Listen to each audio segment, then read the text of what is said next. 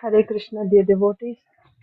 Welcome to today's session of Bhagavad Gita Shloka recitation and Mahabharata reading. This week we'll be reciting chapters 7, 8, and 9 again. Let's begin. Om Namo Bhagavate Vasudevaya. Om Namo Bhagavate Vasudevaya. Om Namo Bhagavate Vasudevaya. Namo Vishnupadaya Krishna Presthaya Bhutale Srimate Bhakti Vedanta Swaminiti Namine Namaste Saraswate Deve Gauravani Pracharine Nirvishesha Shunyavadi Paschatya Deshatarine Jai Sri Krishna Chaitanya Prabhu Nityananda Sri Advaita Gadadhara Srivasadi Gaura Bhakta Vrinda Hare Krishna Krishna Krishna Hare Hare Hare Rama Rama Rama Hare Hare. Srimad Bhagavad Gita as it is ki jai. Srila Prabhupada ki jai. Samaveta Gaur Bhakta Vrinda ki jai. So we are reciting from Srimad Bhagavad Gita as it is, chapter 7.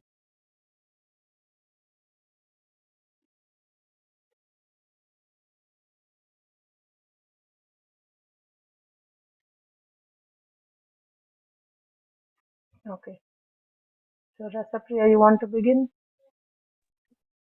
7-1 Sri Bhagavan Uvata Maya Saptamana Partha Yogam Yunjanmadasvaya Samsayam Samabrahmam Yatha Sasidatsan. The Supreme Personality of Godhead said, "Know here, O son of Pritha, how by practicing yoga in full consciousness of me, with mind attached to me, you can know me in full, free from doubt." 7-2 Jnanam Devam Savijnanam Idam Vakshyamya Sata Jasyatva Nirpapuyo Nyats Gyatavyam Avasasyate.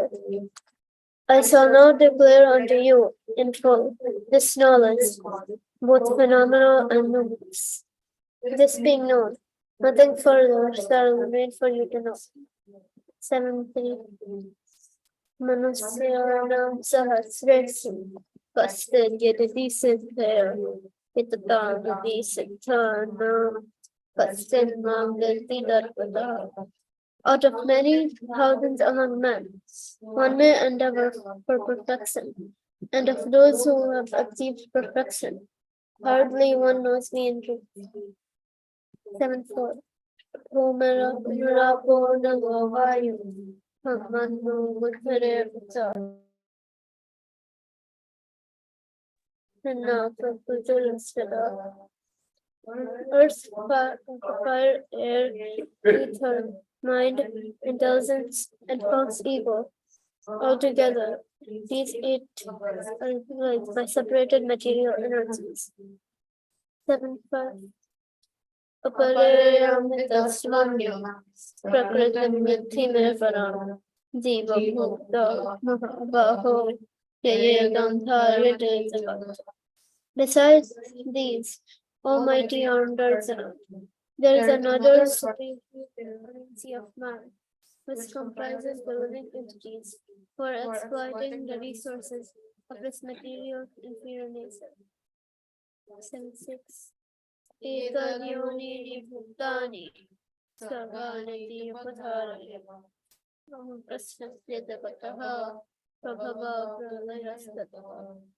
All created beings have their source in these 2 natures, of all that is material and all that is spiritual in this world. Know for certain that I am both the origin and the dissolution. 7-7 Matta Bharataram Danyat Kinsidasi Manandaya, Maisarvam Idam Prokam, Sutramani Bananiva. O conqueror of wealth, there is no truth superior to me. Everything rests upon me, as pearls are strung on a thread. 7-8. Rasoham Absubam Daya, Prabhasmi Satismaya, Pranavaha Sarvadesu, Sapta Purusam. O son of Kunti, I am the taste of waters, the light of the sun, and the moon, the syllable Om in the Vedic mantras. I am the sound of ether and ability in man. 7. Bijam mam sarva seven times. Bijam mam sarva bhutanam vidhi partha sanatanam buddhir buddhimatam asmi tejas tejasvinamaham. O son of Pritha, know that I am the original seed of all existences, the intelligence of the intelligent, and the prowess of all powerful men. Balam balavatam jahum kamaraga vibhajatam dharma viruddho bhuteshu kamosmi bharatarshabha. I am the strength of the strong, devoid of passion and desire.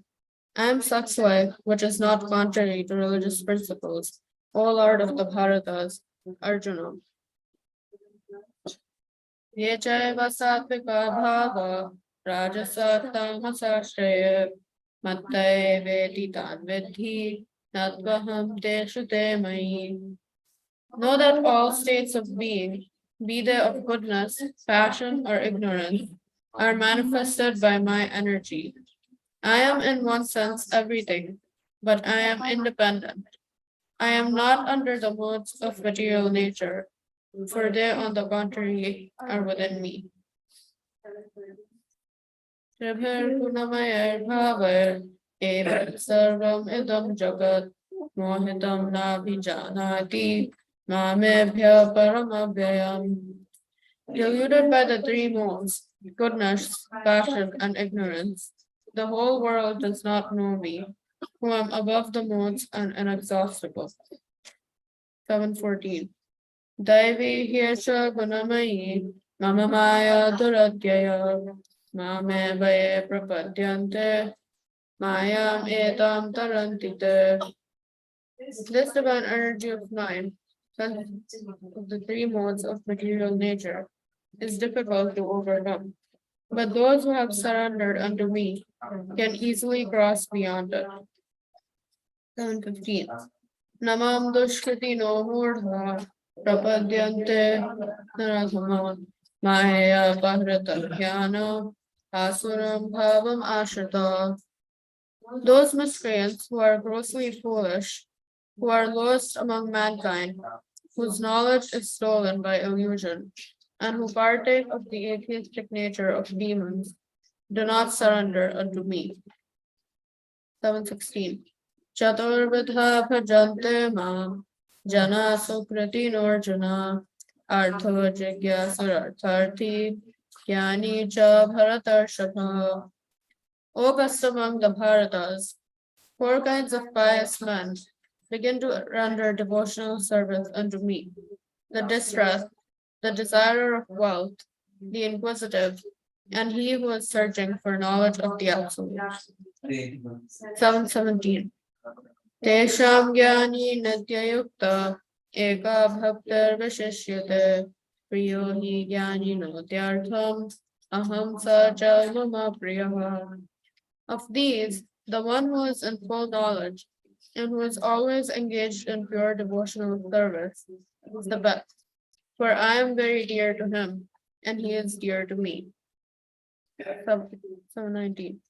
Bahunam janmanamante jnanavan mam prapadyate vasudevah sarvamiti samahatma sudurlabha.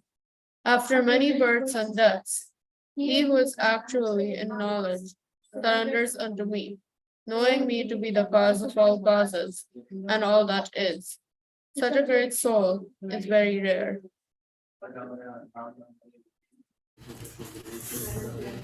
720.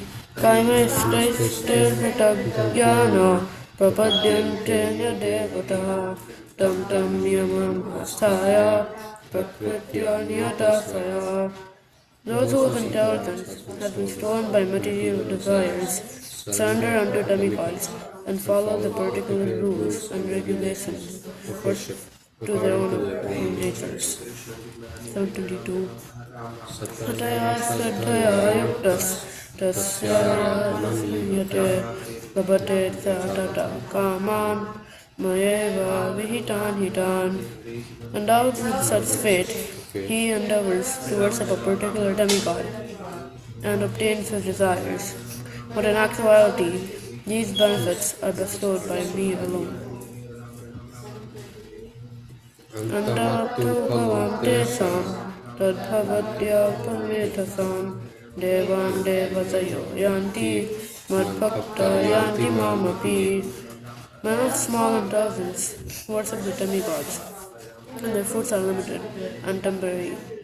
Those who worship the demigods go to the plans of the demigods, but my devotees ultimately reach my supreme planet. Avyaktam vyaktamakam manyante mamabhudayaha paramabhavanto mayayam anuttamam. Unintelligent men who do not know me perfectly think that I, the Supreme Personality of Godhead, Krishna, was impersonal before and have now assumed this personality. Due to their small knowledge, they do not know my higher nature, which is imperishable and supreme. Naham prakasa sarvasya yogamaya samavitaha yogamati lokomanadamayam. I am never manifest to the foolish and unintelligent.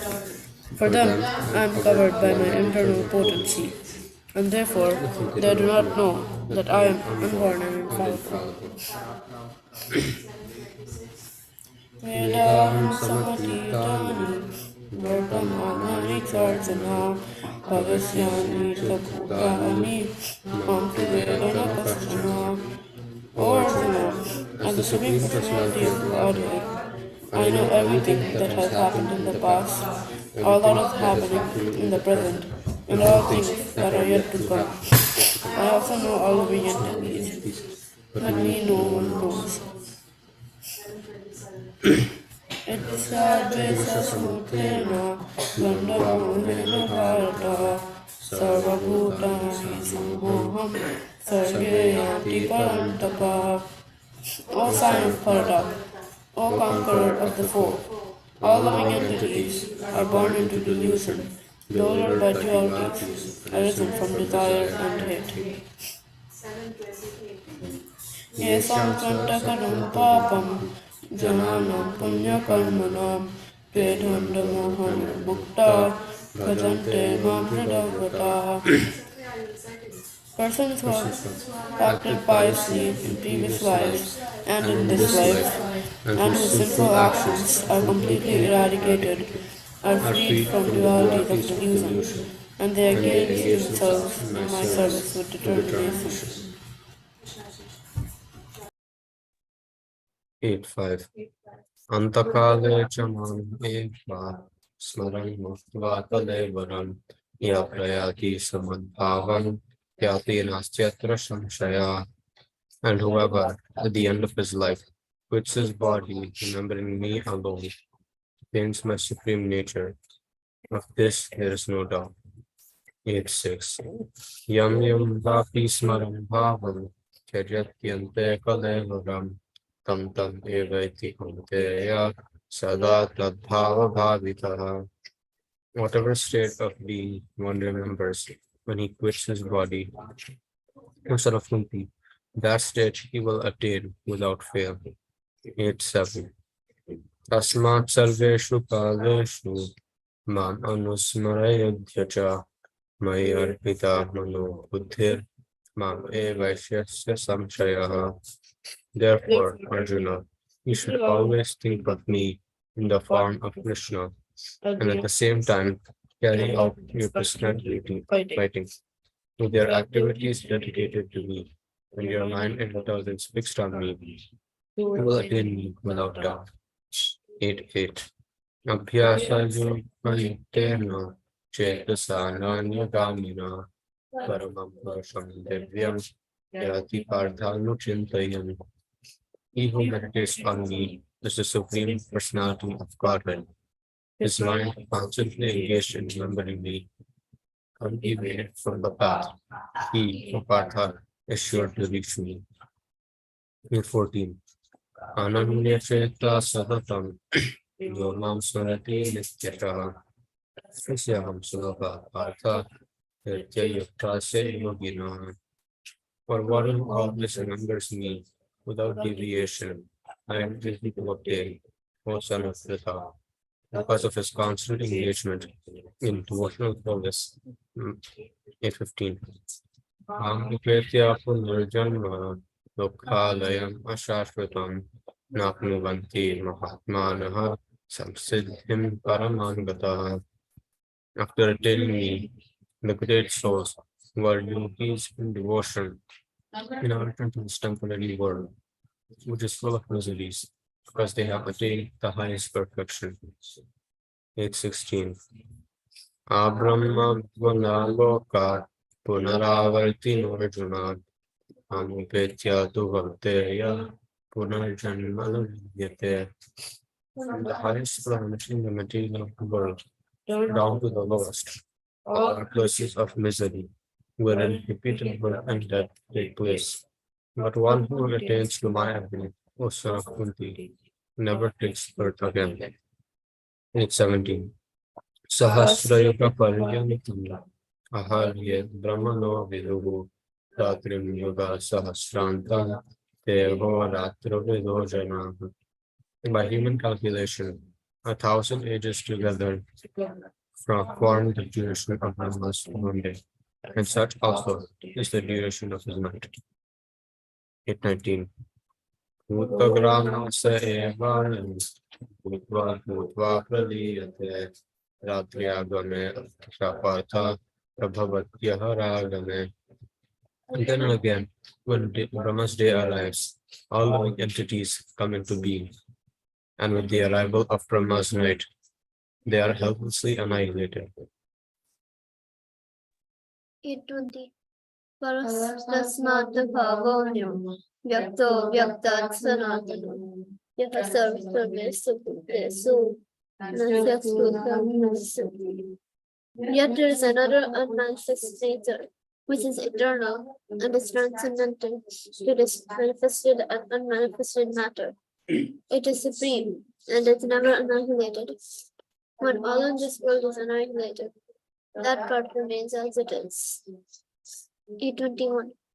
Avyakto saratyoktas tamahu paramapatan yam pravyante tadhama paramam.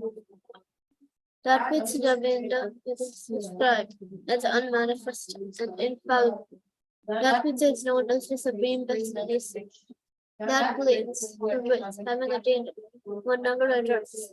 That is my supreme goal. 8:28.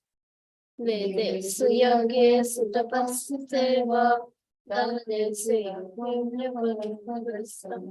atyeti tat sarvamidam vidatva yogi param sthanam apetitani.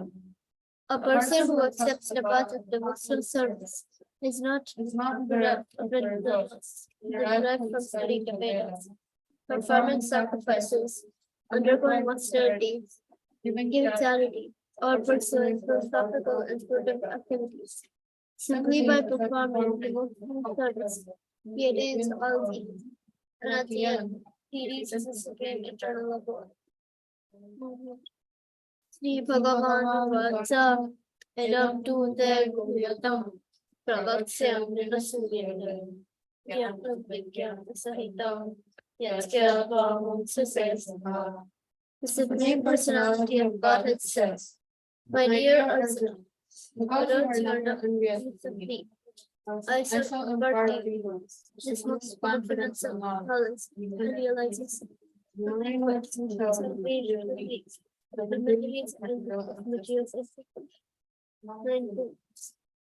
Vidya, Raja Gundya, Pavitra Pradamutapu,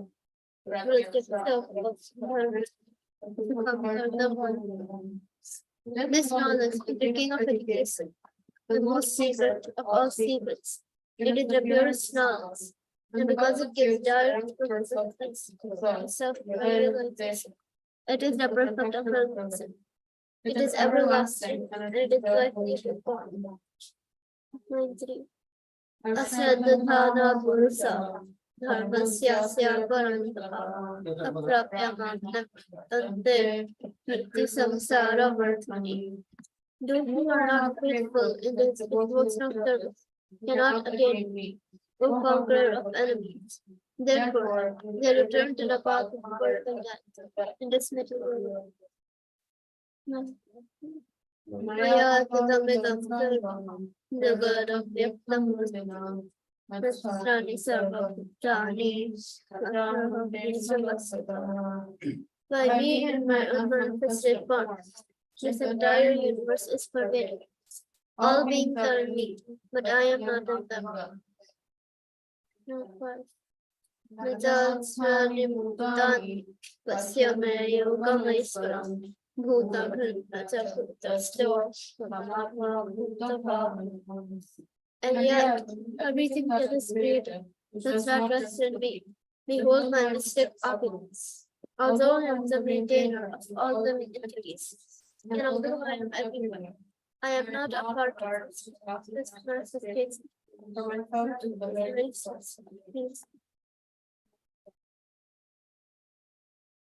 9-10 Maya prakritihi suyate sajaracharam hetunanena kaunteya jagat viparivartate.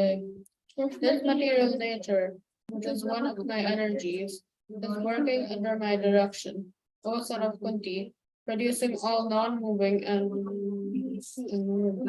under its rule, this manifestation is created and annihilated again and again.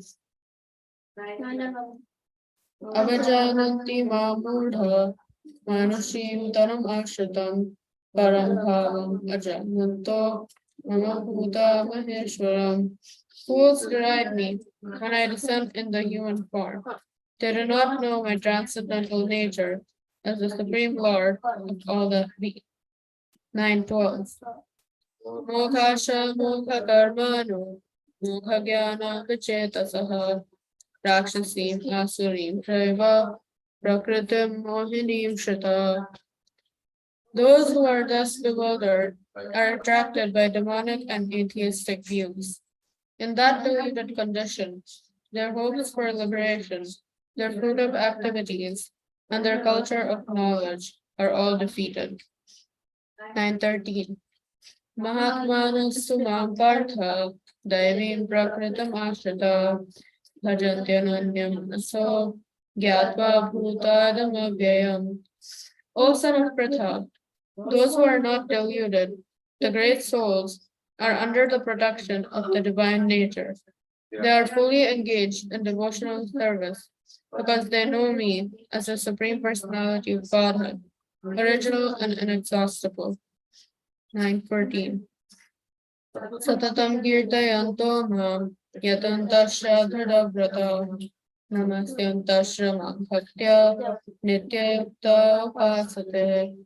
Always chanting my glories, endeavoring with great determination, bowing down before me, these great souls perpetually worship me with devotion.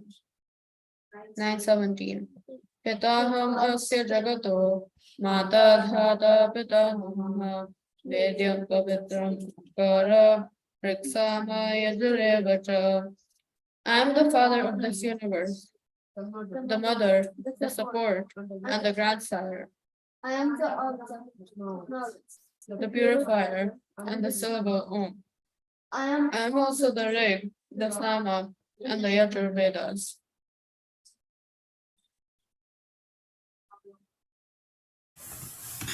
Bhagavad 9:21 Tetam bhuktva swargalokam visavam. Sine punyam martyalokam visanti. Evam trayeta mamanuppapanna. Gata gatam kama kama lavante. When they have thus enjoyed vast heavenly sense pleasures, and the results of their pious activities are exhausted, they return to this mortal planet again. Thus, those who seek sense enjoyment by adhering to the principles of the three Vedas achieve only repeated birth and death. Ananyascintayanto mam ye jana paryupasate te samnityabhyuktanam yogaksemahamyaham.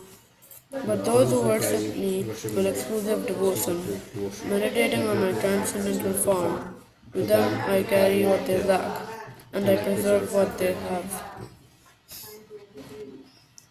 Ye pinya devata bhakta yadante visadanvitaha te pimameva konteya yadante vidipurvakam. Those who are devotees of other gods and who worship them with faith actually worship only me, Musa and Kunti, who do so in a wrong way. Noticing the number. Jnanam bhakta cha prabhureva cha Udamamami jananti tatvena tasya. I am the only enjoyer and master of all sacrifices. Those who do not recognize my true transcendental nature fall down. Yanti deva vata devan tatrim yanti tatrivataha bhutanti yanti bhuteja yanti madhyati nopimam. Those who worship the demigods will take birth among the demigods. Those who worship the ancestors go to the ancestors. Those who worship ghosts and spirits will take birth among such beings. And those who worship me will live with me. 926. Patram puspam phalam toyam yo me bhaktya pranakshati tadaham bhakti paritam asnami prayatatmanaha. If one offers me with love and devotion a leaf, a flower, a fruit, or water, I will accept it. Yat karmasi yadasnasi, yat juhosi dadasi yat tapasyasi kunteya, tat kurusva madarpanam. Whatever you do, whatever you eat, whatever you offer or give away, and whatever austerities you perform, do that, O son of Kunti, as an offering to me. 929. Samoham sarva bhuteshu name dvesasti na priyaha ye bhajantya bhaktya maite te suchapyaham. I envy no one, nor am I partial to anyone. I am equal to all. But whoever renders service unto me in devotion is a friend, is in me, and I am also a friend to him. Apiche suduracharo bhajate mam ananyapa sadhureva samantavyaha samya vyasito saha. Even if one commits the most abominable action, if he is engaged in devotional service, he is to be considered saintly because he is properly situated in his determination. 931. Chipram bhavati dharmatma shashvat shantir vachati kautaya pratijami bhakya pranishati. He quickly becomes righteous and attains lasting peace. O son of Kunti, declare boldly that my devotee never perishes. 932.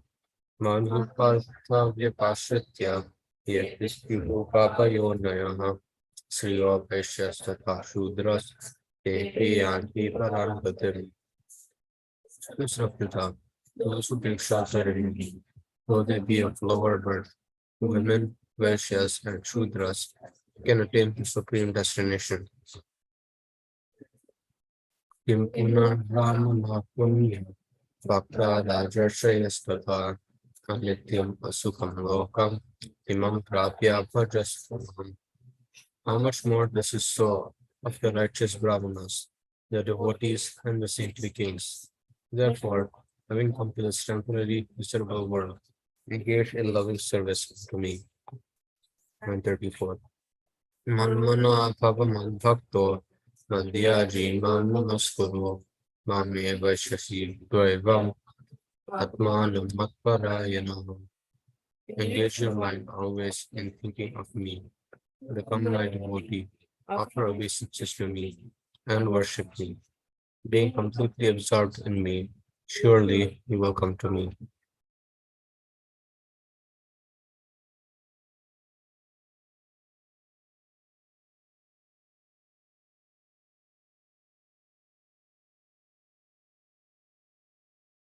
Now we'll read Mahabharata.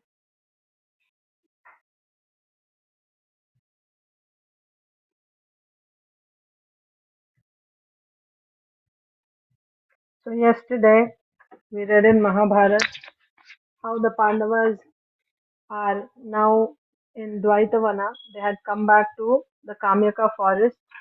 Then Krishna had visited and he left. So then meanwhile in Hastinapur,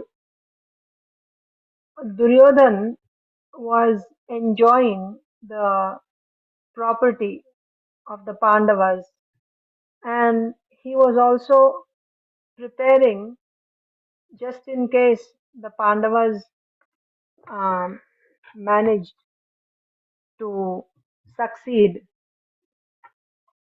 in the 13th year, uh, not being discovered by anyone.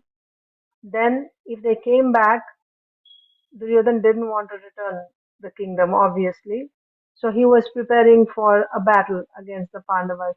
So he made alliances with all the kings all over the world so that his army would be strong. At that time, Shakuni suggested to Duryodhan that you should go to the forest where the Pandavas are now uh, located, to Dvaitavana, and you should go with all your opulence.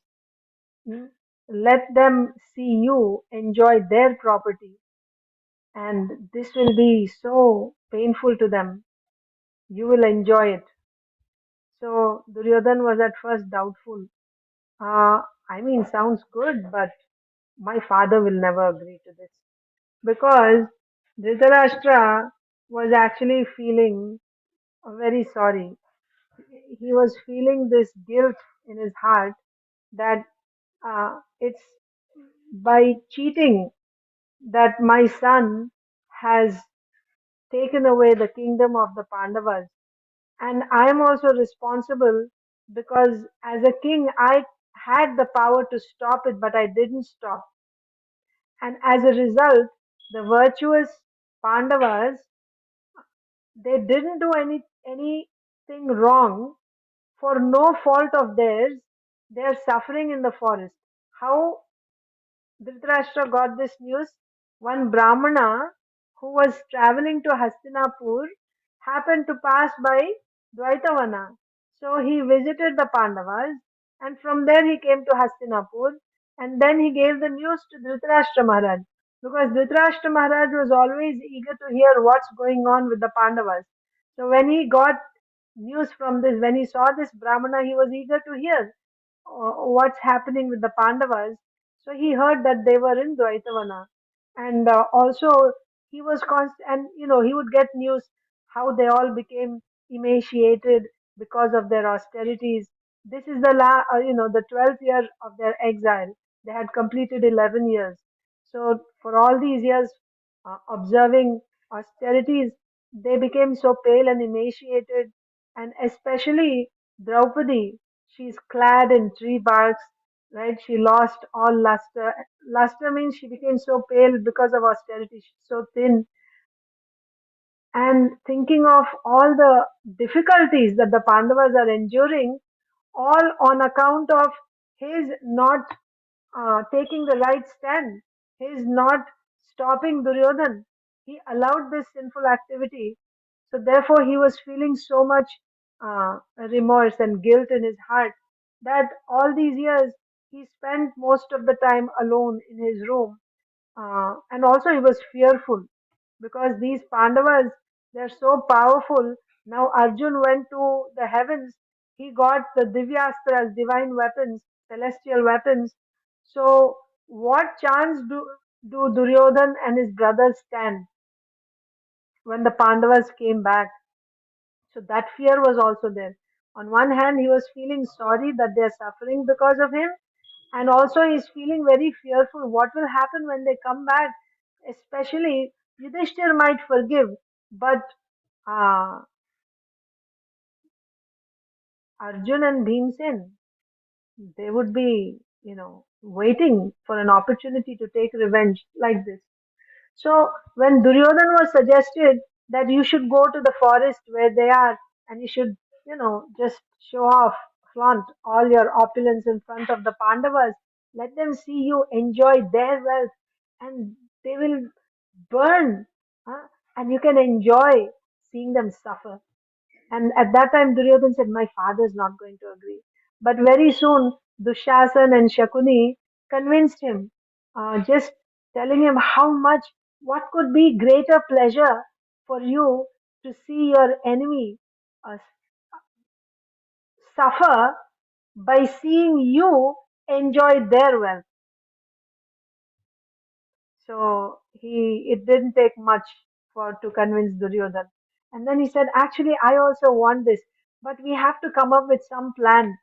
So then they all decided we will go and we'll think of some excuse to go into the forest to convince Dhritarashtra. And the next day morning, Karna comes with an idea, and Shakuni has the same idea. The idea is now is the fall season, and it is the time to number all the cows and calves, the new calves. So now they are all in the forest in Dvaitavana, the exact location where the Pandavas are now stationed.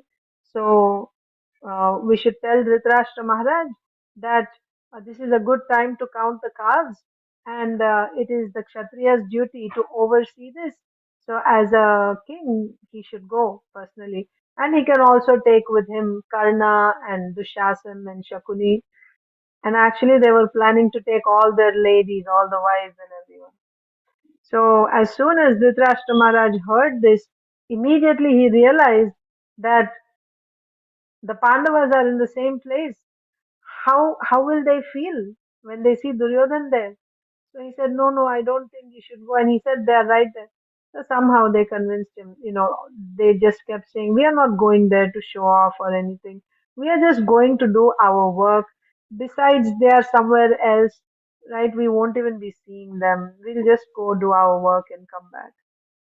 Although Dhritarashtra tried to dissuade Duryodhan, but they kept asking him repeatedly, giving so many reasons why they should go. Even before he could wholeheartedly say yes, they just got the consent and they left.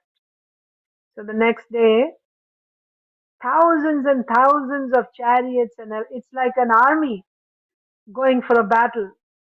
So many chariots, so many elephants, so many soldiers, infantry soldiers, and all the queens, all the ladies, beautiful ladies, so many shopkeepers to set up tents, mm, all types of people. Like they all went, marched into this forest, Dvaitavana. And when the whole party moved, it sounded like the roaring of an ocean. Finally, they came there where the cows were there, and that they set up tents for Duryodhan, and then they numbered the cows. All that was finished. So the tents were set up 4 miles away from the Dvaitavana lake. On the other side of Dvaitavana lake, Yudhishthir Maharaj was actually performing a yagya along with Draupadi. So after this was over, then they decided to go hunting. So the counting was done successfully. Now Duryodhan, Karna, Dushasan, they all decided let's go hunting. So they went hunting first. Before that, they had some entertainment. All the cowherds they had some good entertainment for them. They performed, sang songs, and all that, and they ate nice food. And then they decided, let's go hunting.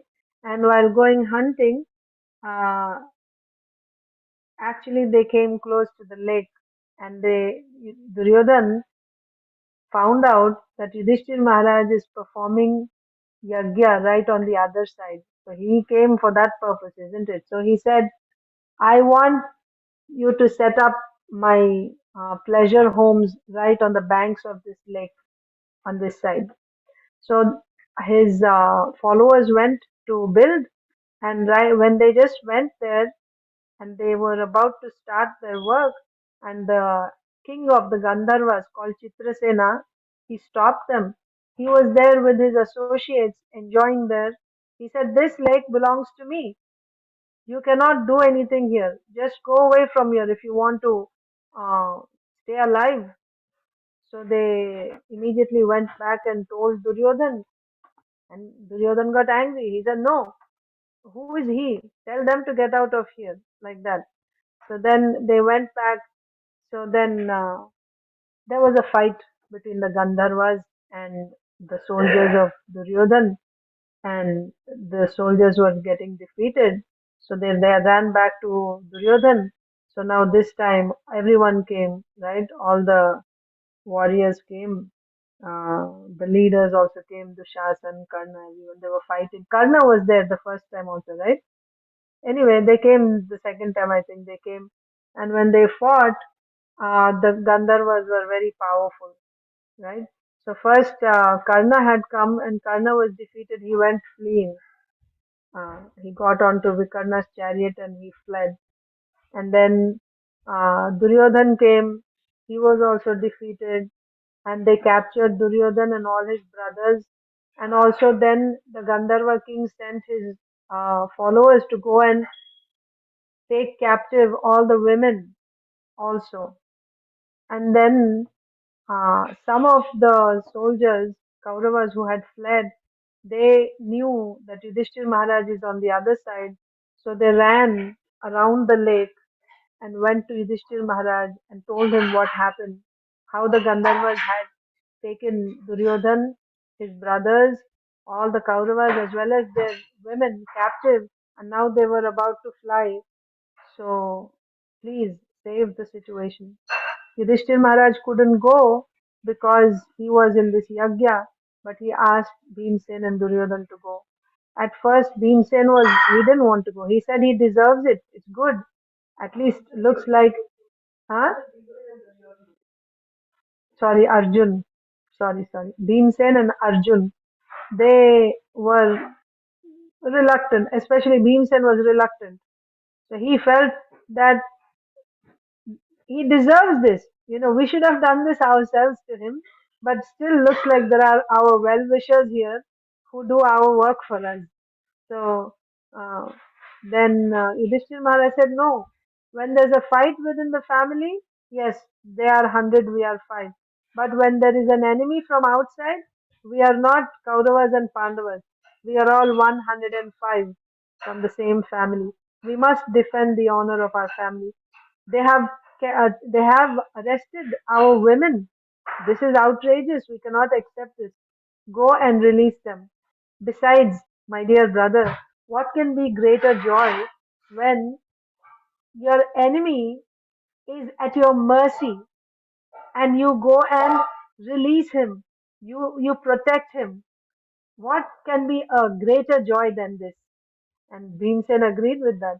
So Bhimsen and Arjun went, and Arjun actually, at first, he told the Gandharvas to stop, to return Duryodhan and all his followers on the order of Yudhishthir Maharaj, Dharmaraj. And then the Gandharvas said, we don't take anyone's orders, we only take the orders of our king, and they continued. So then Arjun started fighting with them. They still continued to rise higher. Then he stopped them with a network of arrows. And eventually, because Arjun also had all these celestial weapons, so he was no match for the Gandharvas, even for Chitrasena. When Chitrasena was just completely, he was getting defeated, then he was actually invisible. He was using mystic powers. Then he appeared in front of Arjun and he said, how are you doing, my friend? Because they knew each other. When Arjun went to the heavens, it was Chitrasena who taught him the arts, Gandharva arts, dancing, etc. So he said, how are you doing? Why are we fighting, by the way? Then Arjun said, this is the order of Dharmaraj. And then this Chitrasena revealed that uh, it was Indra who sent us here. You know, this Duryodhan, he came here particularly to show, to humiliate you, all of you Pandavas. That was his purpose of coming here. Indra, knowing this, told me to go and capture them and bring them to him. That's why I was here. Then Arjun said, actually, you would do us greater service because they wanted to do this as a service for the Pandavas. Arjun said, you would do us a greater, you would do a greater service to Dharmaraj if you actually released them and handed them over to us. So Chitrasena accepted and he returned everyone. And then uh, they were they were taken to Yudhishthir Maharaj, and Yudhishthir Maharaj uh, said to Duryodhan not to act so rashly in a gentle way. And then he said, now you go back and you don't have to keep anything in your heart. Just be peaceful. But Duryodhan was feeling, this was worse than death. He would rather be killed by the Gandharvas than be saved by Bhimsen and live that life, the rest of his life, that this life is the mercy of my enemy. And what type of enemy? I humiliated them. I took all their wealth. I insulted their wife. I sent them into forest. And in return for all that, now they save my life. How can I live? So he just couldn't take it. So on the way back, they were all headed back to Hastinapur. He wouldn't talk to anyone. And in the evening, on the way, it was evening, so they just stopped to for the night and they set up their tents. And then Duryodhan decided, I'm not going back. I'm going to end my life. I'm going to fast until death. This was just before, actually, Karna was not there. He had fled for his life. He arrived. He came back. He joined the party. So he was not aware that Duryodhan was captured by the Gandharvas and how he is feeling. He was not aware of all this. All he saw was that the Gandharvas were too powerful and he had to literally run for his life. So maybe everyone else got defeated or killed or something. When he saw them alive, he saw Duryodhan, he was very happy and he was thinking, Duryodhan actually defeated the Gandharvas. So he went and congratulated Duryodhan, my friend, congratulations, so on and so forth. And it was even more, it's like jale par namak chidakna, they say, like sprinkling salt on a wound. It was very painful. But then he said he understood Karna was not doing it intentionally. He didn't know what happened. So he said, my dear friend, you don't know what happened. We were actually captured. And he told everything that happened. And then he gave his decision that he was going to end his life. And then everyone tried to convince him in so many ways. Karna and Shakuni and Dushasan. Right? Dushasan was pleading. Duryodhan said, Dushasan, you become, the next, you take my position, right? You become the next king. And Karna said, why you think that they have done you a favor? You are their king. They are living in your kingdom. This is your kingdom. So it is the duty of servants to, assist their master, their king, when the king is in need. This is your right. Why you think that they have done you some favor like that? Karna tried to convince. And Shakuni got a better idea. He said, actually, they are too powerful, the Pandavas, and now they saved you. You can actually turn things around by going back to them, thanking them, and returning their kingdom. This way, your honor will be saved. You look like a noble person now, and they will not be able to take revenge on you. They're too powerful. Sometimes you should work, you got this whole kingdom because of intelligence. Now you have to act with intelligence. Uh, if your enemy is too powerful and you're not able to defeat the enemy, then you should make friends. You should make friends. Just give their kingdom back. None of these convinced Duryodhan. He just took off all his royal clothes He put a kusha mat on the ground. He sat there and he started meditating. So his idea was he's going to give up. He's going to fast until death, and then he'll go to heaven by this. But meanwhile, the Danavas, the Daityas, so there's divine and demoniac, so the demons, they realize that Duryodhan is going to commit, he's going to end his life, and they were depending on him. They were so they decided to bring Duryodhan to their court. They started performing a yagya by chanting mantras from Atharva Veda. Atharva Veda has mantras, related to black arts, the Danavas. So they started chanting these mantras, and by that, a lady appeared from the yagya, and they sent her to Duryodhan. So she came and she took the subtle body of Duryodhan and presented him in front of the Danavas. And the Danavas said, so these Danavas were unable to defeat the Devatas. So they want to take revenge against the Devatas. And who are the Pandavas? They are the expansions of the Devatas. So they want to take revenge against the Devatas. So just like the demigods are here to establish Dharma, to support the Lord's cause, they wanted to come also. They came. They sent some of their Danavas as kings on this earth to defeat the Devatas. They want to take revenge against the Devatas. So they were counting on Duryodhan. So they told him that in the future, when there will be a battle, many of the Danavas will become your alliances and they will fight with you.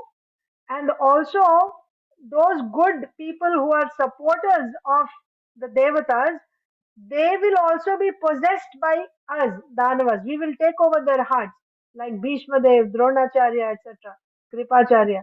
And they will also support us. Even unwillingly, they will fight on our side, and they won't even think twice before killing all these, uh, pious people.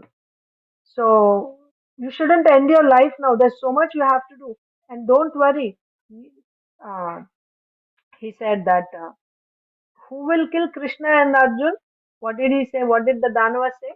Who's going to kill Krishna and Arjun? Who? Who? Karna, Karna.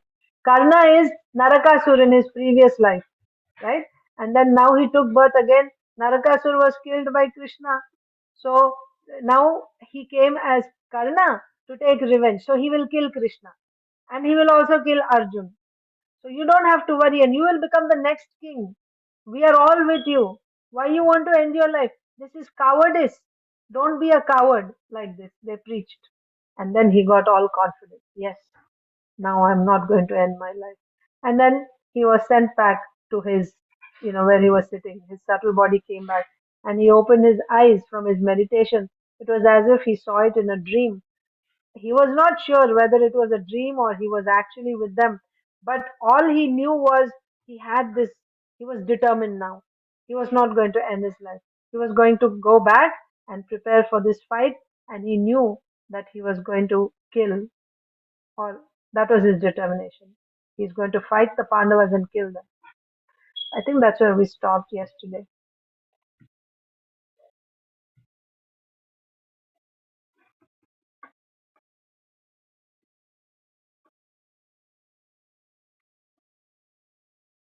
Yeah. To the delight of his brothers and Karna, Duryodhan replied, so be it. So they were also, when they saw, because everyone was thinking he's going to end his life, they tried to dissuade him. Karna said that we'll also die with you. We are not going to enjoy this kingdom without you. But still, Duryodhan couldn't be dissuaded from his determination. But when they saw that he opened his eyes and once again he put on his clothes and everything, they were very happy, right? And then they were like, yeah, go out and attain victory, immortal fame, right? Like that. They were trying to encourage him. And Duryodhan, all he said was, yes, so be it. And then he was always thinking about what the Danavas had said. He then took his place at the head of his army, started back for Hastinapur, his mind set upon amassing his army for war. Now, the next chapter, chapter 32, Sage Durvasa. So, you see, a lot of the important events in that took place in the forest, they happened during the last year in exile, the 12th year. All this happened. Okay, sage Durvasa. When Bhishma heard of the events at Dvaitavana, so of course the news reached. This was also a reason why Duryodhan didn't want to go back to Hastinapur. He was thinking, what will I say to my elders? Because the Gandharva Chitrasena revealed to Arjun why Duryodhan had come, and Duryodhan was standing there. He revealed, and Arjun revealed to, everybody knew it. All the ladies were seeing, he was humiliated completely. In front of the ladies, he was arrested by the Gandharvas, and, his uh, ill motives were exposed in front of everyone. Now, when he goes back, what will he say to Bhishma Dev? So that was his concern. So, anyway, when Bhishma heard of the events at Dvaitavana, he decided to speak to Duryodhan. Finding the prince seated with Shakuni in his majestic palace, Bhishma approached him and said, "O child, I have repeatedly requested you not to maintain enmity with the Pandavas. You were advised not to go to the forest, but still you went. Now you have clearly seen the Pandavas' prowess and also that of Karna. Yes, you are so depending on Karna that with the strength of Karna you're going to defeat Arjun. What happened? He literally ran away. Hmm? So now you have clearly seen the Pandavas' prowess and also that of Karna. In your presence, he fled the battlefield. It was then left to the Pandavas to rescue you. O king, in either martial skills, heroism, or morality, Karna is not even a fourth of any one of Pandu's sons. What to speak of only Arjun? He is not even a fourth of any one of Pandu's sons. Not just in his skill, also in morality and in his heroism. Make peace with the brothers for your good and for the good of our race. Bhishma knew that most of Duryodhan's hopes of defeating the Pandavas rested on Karna.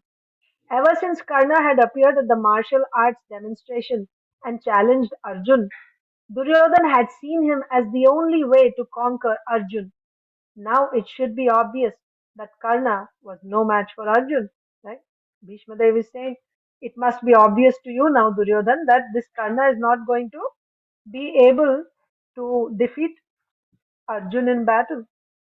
Bhishma looked hopefully at the prince, but Duryodhan, remembering the Danava's words, laughed. What did this old man know? The Pandavas were in for a surprise. Bhishma himself would be a part of that surprise when the demons took hold of him. This is what he's thinking in his mind. You're saying you don't know, grandfather, right? In his mind, he's thinking, what do you know? All of you, the Pandavas are in for a surprise. The demons, they'll have to fight with the Daityas, and you yourself are in for a surprise. Duryodhan did not bother to reply. He didn't say anything. He just laughed. But this was his thought process. He stood up suddenly and walked out of the room. Bhishma could only shake his head sadly.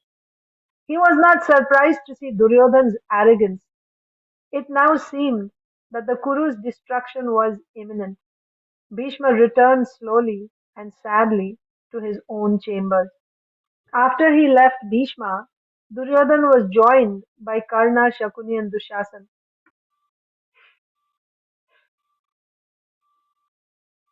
The prince looked around at his counselors and asked, what remains to be done? How can I secure my good fortune? Let us fix on some plan. Right? What do we have to do? What is the next plan of action? Duryodhan told them what Bhishma had said, and Karna became uncomfortable. What did Bhishma say?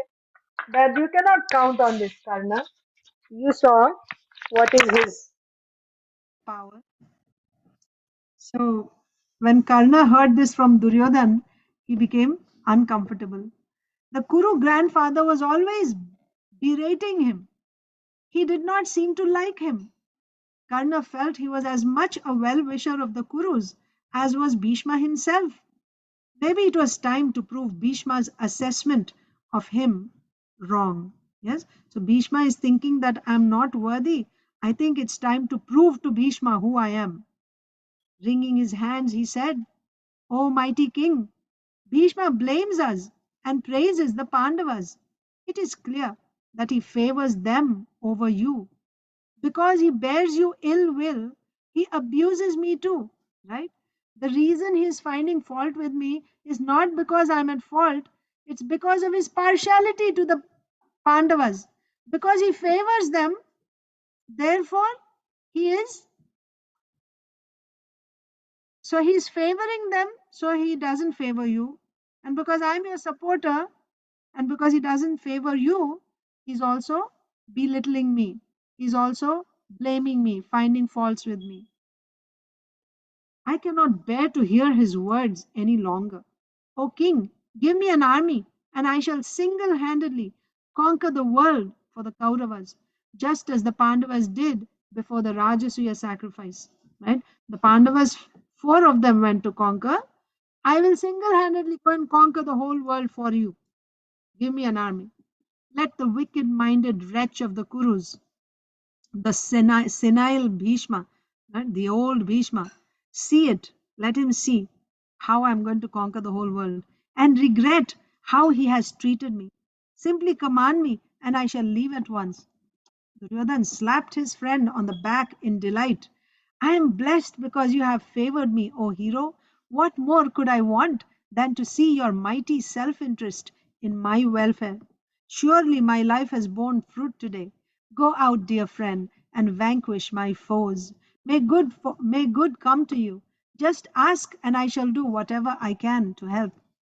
Karna at once began to make arrangements for his expedition.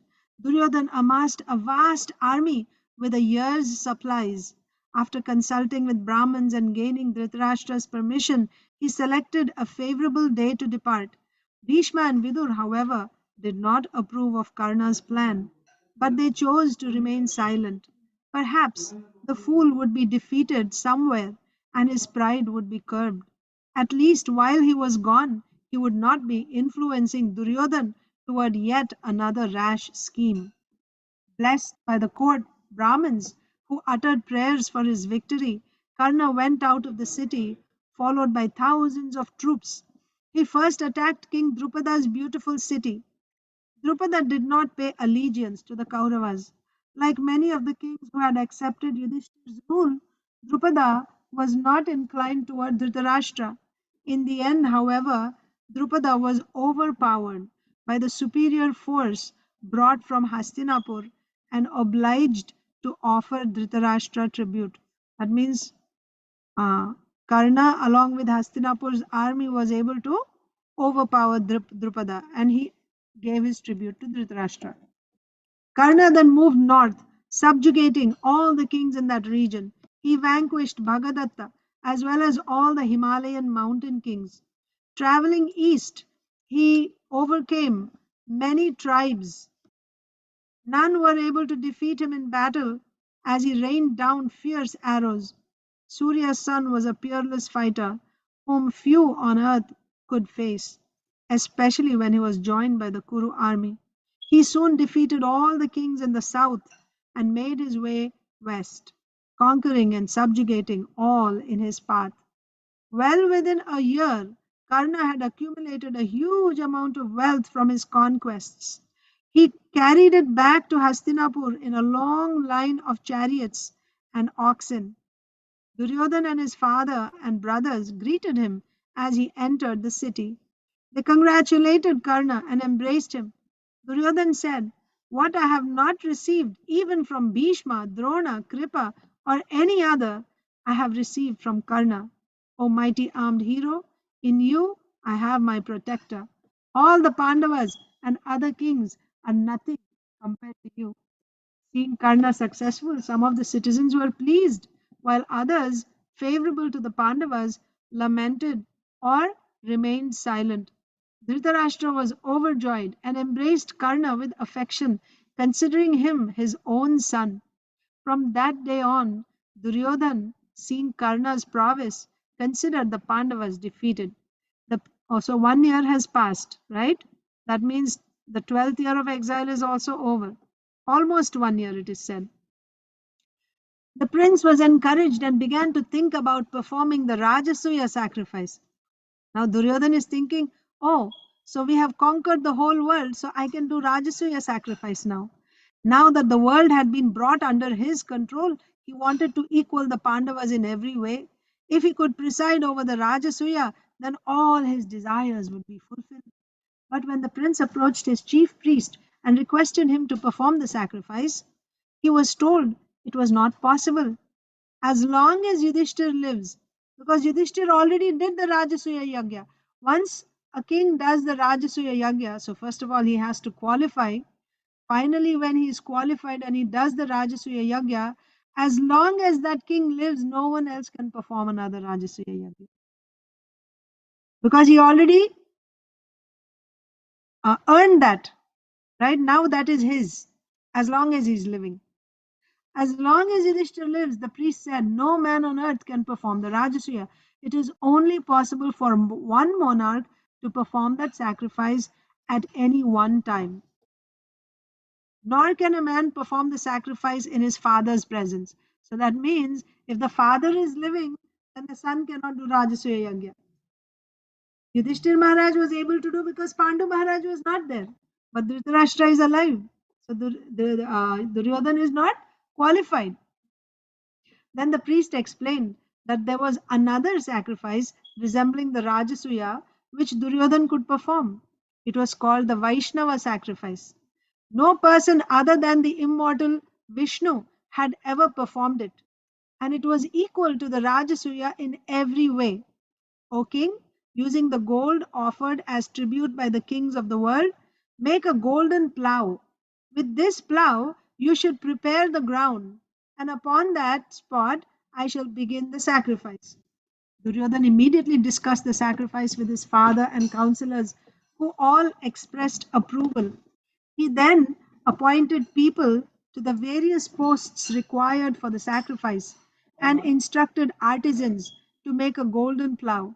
All the Kuru elders were delighted to see Duryodhan performing a sacrifice, an act which they hoped would increase his piety and the glory of the Kuru race. Swift messengers were dispatched to invite the kings of the world to attend this Vaishnava sacrifice. Dushasan asked messengers to go to the Dvaitavana and invite the Pandavas so they could see the Kuru's power. So, can they come and attend the sacrifice? They cannot because they are in exile. So they cannot come inside the city, inside the kingdom. While they're in exile, they're supposed to live in the forest. But still, Dushasan sends messengers to invite the Pandavas. It's just like, again, one of those acts where you're just trying to hurt them, that's all. So Dushasan asked messengers to go to the Dvaitavana and invite the Pandavas so they could see the Kuru's power. When Yudhishthir heard the invitation, he replied, it is indeed fortunate that Duryodhan is performing such a great sacrifice. I should very much like to attend, but it will not be possible. I cannot leave the forest until my vow is completed. Duryodhan will see me in Hastinapur only when the 13 years of exile are over. Bhima, however, glared at the messenger. King Yudhishthir will go when we are ready to put Duryodhan into the fire kindled by weapons.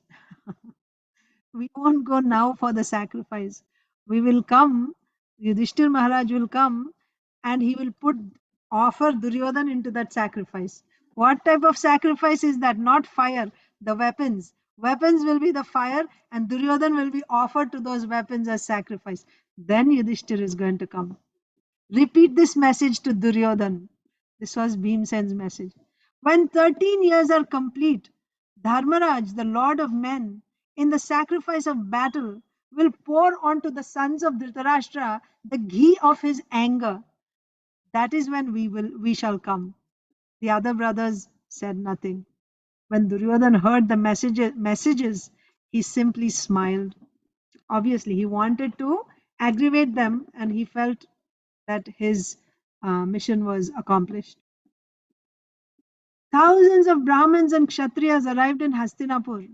They were warmly greeted and offered food and drink and appropriate accommodation. Vidur took charge of receiving the guests, ensuring that they were satisfied in every way. Once they had been properly refreshed, he showed them to the sacrificial compound outside the city. The visiting kings brought tribute, and Duryodhan and his brothers offered the Brahmins charity.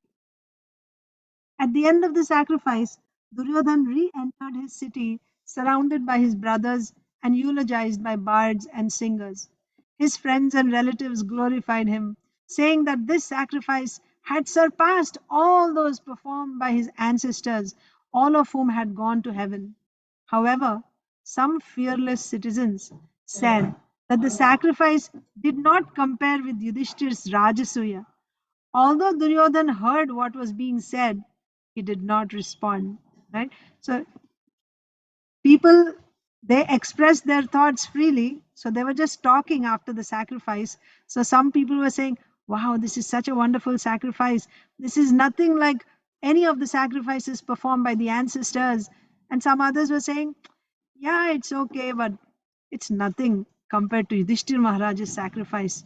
That was something. This is okay." Like that. Some citizens were talking like that. And Duryodhan heard it, but he just didn't say anything. He didn't respond because he knew it was true. He was personally present in the Rajasuya Yagya, and he also did this Vaishnava Yagya. He could see the difference. He knew it was true that his sacrifice was nothing compared to Yudhishthir Maharaj's Rajasuya.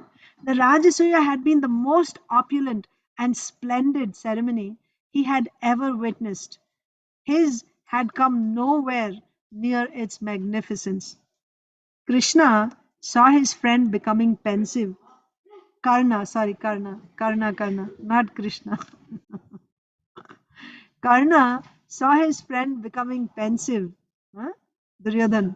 So, placing his arm around the prince, he said, "O foremost of the Bharatas, by good fortune, your sacrifice has been successful.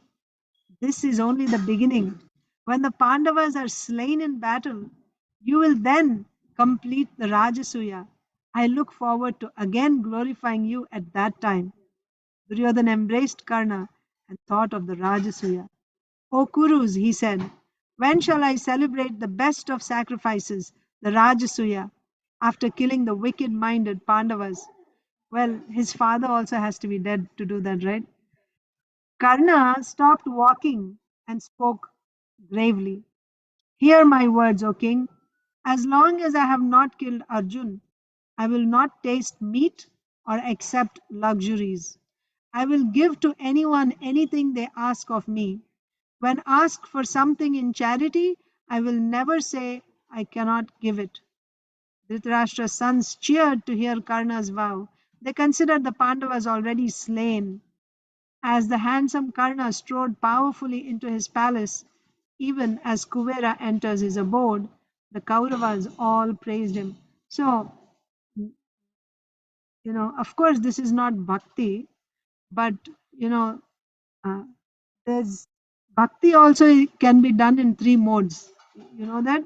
Bhakti done in goodness, bhakti done in passion, bhakti done in ignorance. So bhakti, which is tainted by the mode of ignorance, is when someone performs bhakti in order to harm somebody else. I want to kill, I want to destroy another person, and for that I do bhakti.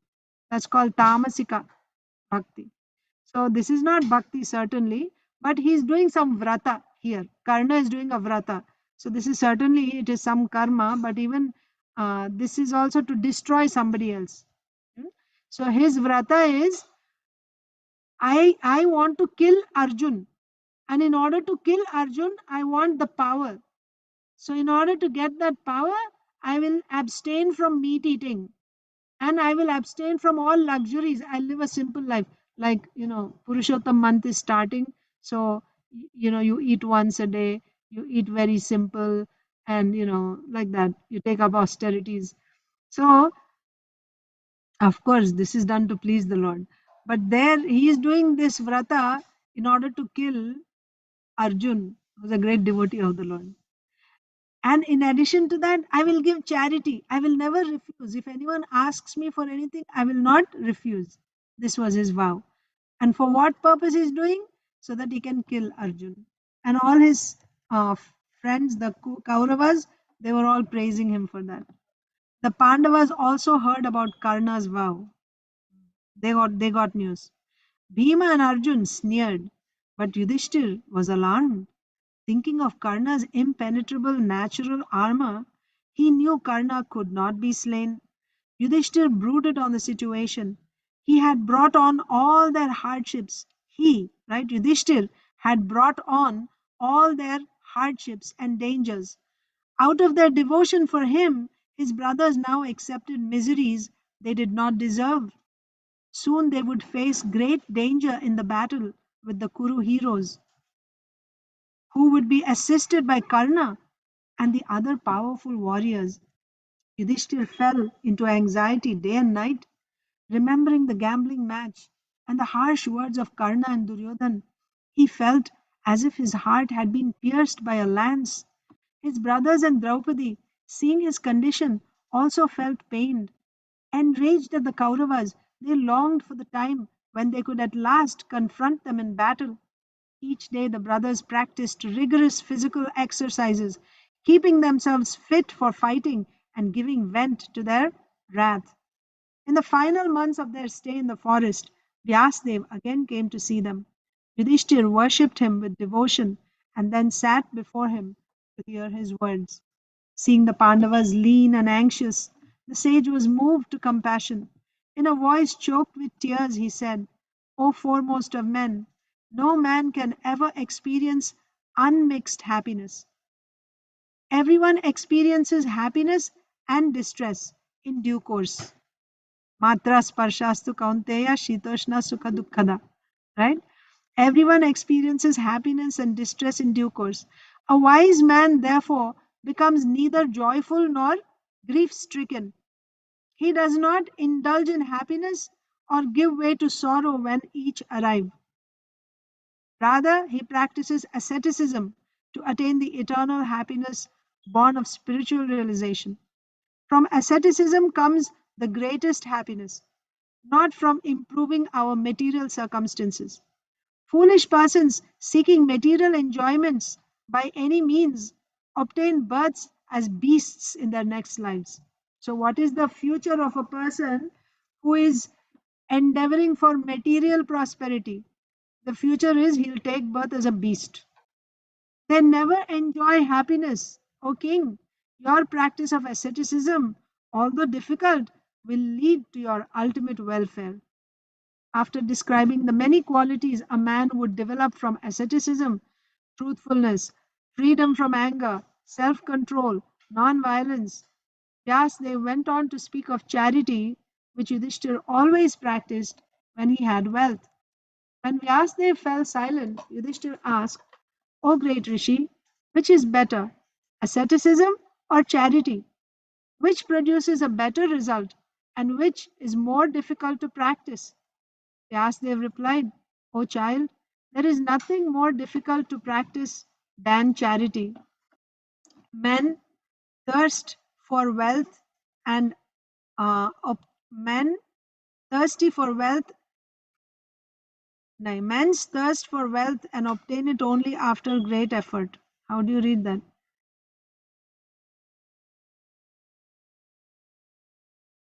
Oh, they thirst. Okay, like a verb. Okay. Men thirst for wealth and obtain it only after great effort. Yes. Risking their lives, they enter the depths of the sea and the forest in their search of wealth. There is nothing they will not do to become rich. Therefore, it is extremely difficult to part with hard earned wealth. Srila Prabhupada said, uh, wherever a man puts his money, that's where his mind will be. Yes. So, if you really desire to be Krishna conscious, then put your money in Krishna conscious activities. Then automatically you will become Krishna conscious because your money is there. So for somebody who is very much attached to wealth. Hmm? So, of course, here it is said anyone who is trying for material prosperity, his future is he'll go take birth as a beast. And such people, in order to get wealth, they can go to any extent. They will put in great efforts to gain that wealth. They even risk their lives, go to the depths of the sea, or go into the forest, taking all risks just to search for wealth. Yeah. There is nothing that they will not do to become rich. So, attachment for wealth, for money, it's extremely difficult to part with, right? So, when you have especially hard earned wealth, it's very difficult to part with it. The only way to overcome this attachment is engage it in Krishna's service. Anyway, so Vyasadeva is saying, it is very, so that is why charity is very difficult to perform. To give your hard earned money to someone else, it's very difficult. But, O hero, properly earned wealth should be given away with an open heart to worthy persons. Ill gotten wealth, however, even if given away, will not free its owner from degradation in the next life. This is another important point. There are so many messages in Mahabharata. So, money which is earned by sinful means, by not, uh, by not money which is earned by, uh, by the money which is not earned rightfully. Hmm? Such money, first of all, it won't stay. It is not auspicious. It will not stay. And when you give such money in charity, thinking that by giving charity, I will nullify the sinful reaction, the sinful activities that I did in acquiring it, I will nullify or counteract that by giving this money or part of it in charity. No, it's not going to nullify that. Ill gotten wealth, even if given away, will not free its owner from degradation in the next life. You will have to suffer, you will have to be degraded. And hard earned money also, so that doesn't mean rightfully whatever you have earned that you should keep and you should enjoy. That also has to be given in charity, because this attachment to wealth is a big obstacle. So you work hard, you earn that money, and you must give it in charity to worthy persons with an open heart. Yudhishthir asked Vyasadeva to speak more about the benefits of giving charity, and the sage told him an old history. There had been a poor man named Mudgala who had attained the supreme spiritual abode simply by his practice of giving charity to Brahmins. Mudgala. He was a poor man, but he was giving charity to Brahmins, and he attained the supreme spiritual abode. The Pandavas were fascinated. Finally, the sage said, O son of Kunti, do not grieve. Happiness and distress revolve around a man one after the other as if on a wheel. You will surely recover your father's kingdom at the end of your exile. By your asceticism and charity, you will attain all auspiciousness. Be at peace. I am going. The Pandavas offered their obeisances as the rishi rose to leave and felt comforted by his words. Duryodhan thought continuously of ways by which he might harm the Pandavas. He consulted with his brothers and Karna, trying to devise a means to overcome the brothers before they returned from the forest, right? Just finish them off in the forest itself. While he was considering different plans, the ascetic Durvasa happened to visit the city. He had with him 10,000 disciples, and he came to the royal palace asking for food for all of them. The sage was famous for his anger. If he were not served properly, he would quickly curse the offender. He would also test his hosts to the limits of their patience, wanting to see if they adhered to their religious obligations under all circumstances. You remember the history with Ambarish Maharaj. He would test the hosts to the limits of their patience. Oh, he tested Kuntiji also for 1 year. So Kunti Maharani, when she was a child, right, under her father's care, Kunti Bhoja. So when Durvasa Muni visited Kunti Devi, he tested her for 1 year. She was taking care of him. But finally, after 1 year, he was very pleased with her service. So she passed the test. And then she got those boons. So, yeah, and why he would test? Wanting to see if they adhered to their religious obligations under all circumstances, fearing that his curse would be brought upon them by some incompetent servant. Duryodhan served Durvasa personally with all the humility and gentleness he could muster. Because you see, Duryodhan is a very proud person, arrogant person. He's not humble, that's not his nature. But he had to really, get all whatever he had, right? He had to try, I think, exert himself to be very humble and gentle in front of Durvasa Muni. With all the humility and gentleness he could muster, he carefully ministered to the sage's every request, acting just like a menial servant. Durvasa was unpredictable. Sometimes he would demand that a meal be prepared immediately, but when it was fetched, he would go away to bathe. He would then return after a long time and say, I will not eat now. I am no longer hungry. He would rise at midnight and call for food and other attentions, often criticizing the food and service he received. Duryodhan served him without complaint and remained attentive to the rishi's every wish. Durvasa was pleased with the prince. Just before leaving, he said, You have served me well. I will grant you a boon. Ask from me whatever you desire. If it is not opposed to religion, I will satisfy you at once. Duryodhan felt as if he had received new life. He had already conferred with his counselors as to what boon he should request if Durvasa should ask him. Thus he replied, O Brahman, just as you have been my guest, so you become the guest of Yudhishthir in the forest. He is accomplished and well behaved, and he is a great king, the best and eldest of our family. He therefore deserves to receive your blessings. You should go to him when his entire family has finished eating and are preparing to rest. Look at that. So, if he's saying that Yudhishthir deserves your blessings, the way you came to me with your disciples for service, you should go to Yudhishthir and you should go there after they have finished eating. Why this stipulation? So you should go to him when his entire family has finished eating and are preparing to rest. You will then be well received by those pious men. Durvasa replied, I will do as you ask. He then left with his disciples, heading for the Kamyaka. Duryodhan punched the air in joy. Yes, the Pandavas would never be able to receive Durvasa and his many disciples properly after Draupadi had eaten.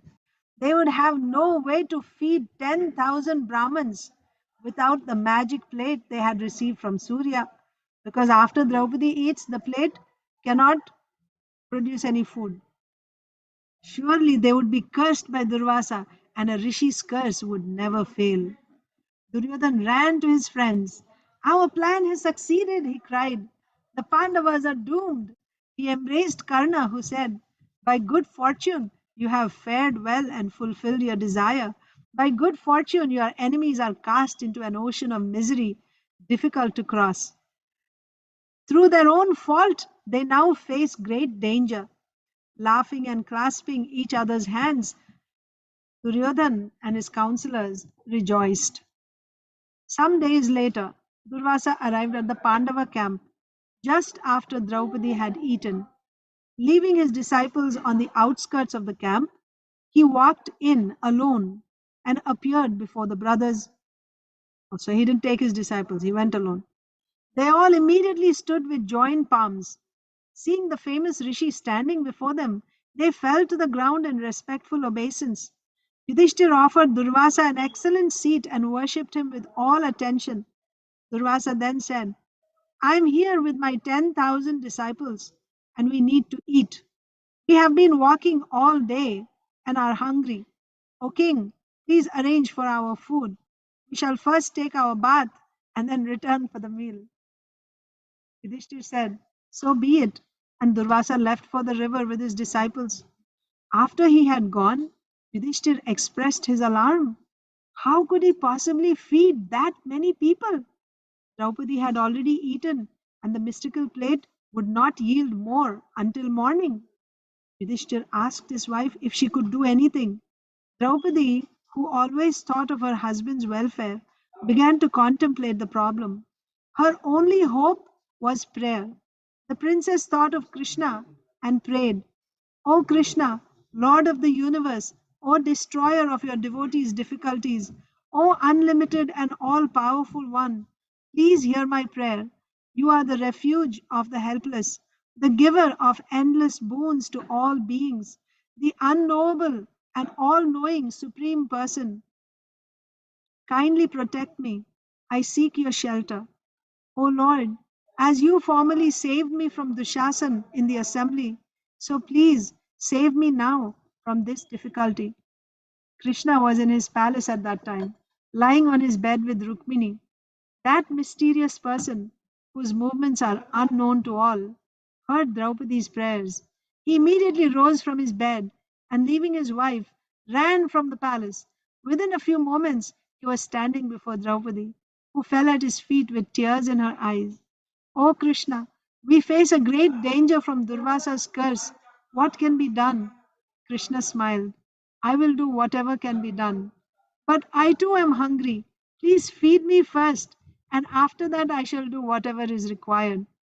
Ashamed, Draupadi replied, my lord, the vessel given by the sun remains full until I have eaten.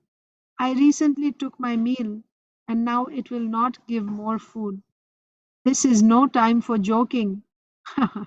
This is no time for joking, said Krishna. Quickly, fetch the vessel and show me. Draupadi brought the dish before Krishna, and he examined it closely. In one corner, he found a particle of rice and vegetable stuck together, and he ate it at once, saying, may Lord Hari, the soul of the universe, be satisfied with this food, and may the Lord of all sacrifices be pleased. Krishna then turned to Sahadev and said, go quickly and bring the ascetics here and feed them. The Pandavas looked around fearfully. There was no sign of food, but they had faith that Krishna would not let them down. Sahadev left for the river to find Durvasa and his disciples. At the river, the innocent Durvasa was expecting Yudhishthir to have prepared a meal for him and all his followers. But suddenly he felt as if he had just consumed a large meal. He looked at his disciples. They too appeared full and were rubbing their stomachs and belching. Looking at each other, the ascetics realized that none of them felt like eating at all. Durvasa said to his disciples, we have uselessly made Yudhishthir prepare a meal for 10,000 men and done him a great wrong. Will not the Pandava destroy us by looking upon us with angry eyes? O Brahmins, I know Yudhishthir to be possessed of great powers. He is devoted to the feet of Lord Hari, and I fear such men. He has an experience from the past with Ambarish Maharaj. They can consume us with their anger as fire can consume a bale of cotton. Let us therefore depart quickly from this place before they see us again. Although he was a powerful mystic yogi, Durvasa knew that his power was nothing compared to that of those devoted to the Supreme Lord. He recalled a previous incident when he had upset another devotee of the Lord. At that time, he had been placed in great difficulty and had almost lost his life.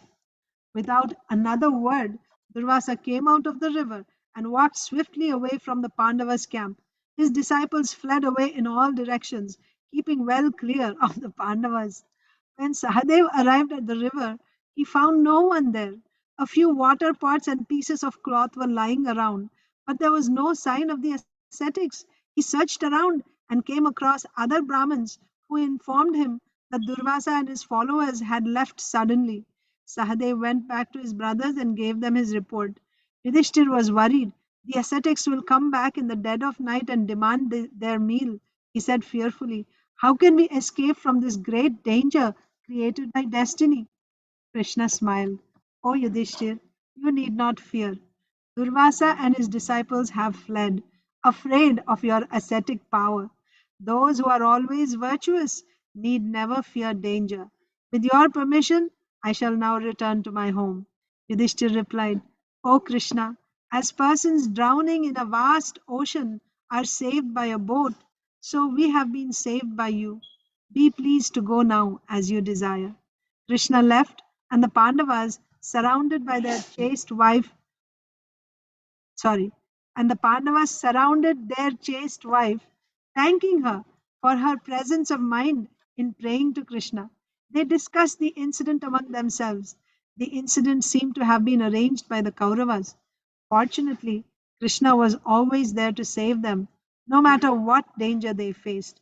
Thinking of their friend from Dwaraka, the brothers entered their thatched cottages and rested for the night. Tomorrow we'll read Jayadratha kidnaps Draupadi.